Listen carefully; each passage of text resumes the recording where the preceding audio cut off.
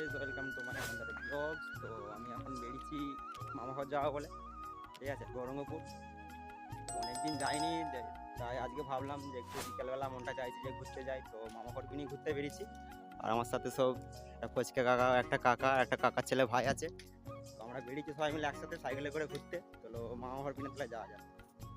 তো finally guys মামা ঘর চলে এসেছি, দেখাচ্ছি।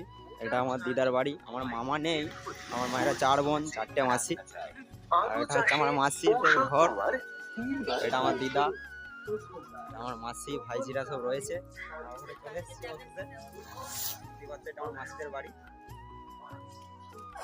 আর এটা হচ্ছে আমার পথবাকা ভাইপো। আর বৌদির শরীর খারাপ, সে শুয়ে রয়েছে। এটা আমার মাসিদের ঘর, ল্যাম্প জ্বালা নেই, অন্ধকার।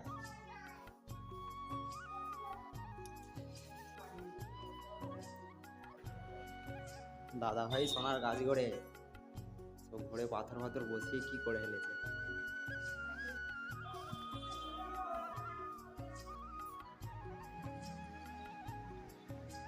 আর এটা হচ্ছে আমার মাসিদের ছাদ, দেখতে পাচ্ছেন। আর এটা হচ্ছে ঠাকুর মন্দির করেছে ছাদের উপরে।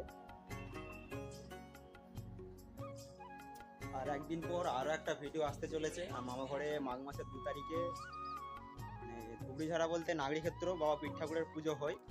তো সেই পুজোতে আমি A to Z সব ভিডিও দেবো তোমাদেরকে অবশ্যই। 2 তারিখে মানে কাল বাদ পরশু দিনে। কালকে বক্সারে আসবে, কালকেই আসবো। আর তোমাদেরকে A to Z ভিডিও সব দেখাবো। পরশু দিনে ভিডিওটা আমি আপলোড করবো, কালকেও ভিডিও শ্যুট করে পরশু দিন আপলোড করবো, ঠিক আছে।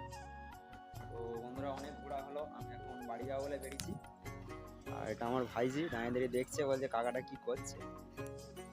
আমার সে ঘর চলে যাচ্ছি, চলে যাচ্ছি সামলে, বুঝলি?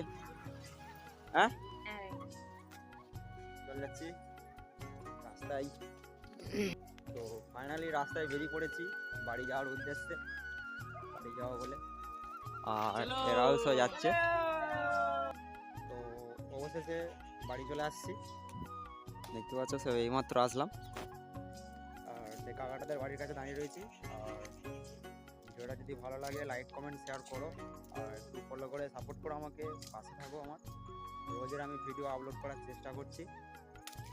আর ভিডিওটা বেশি বড় করছে না, আজকের মতো এখানেই শেষ করছি।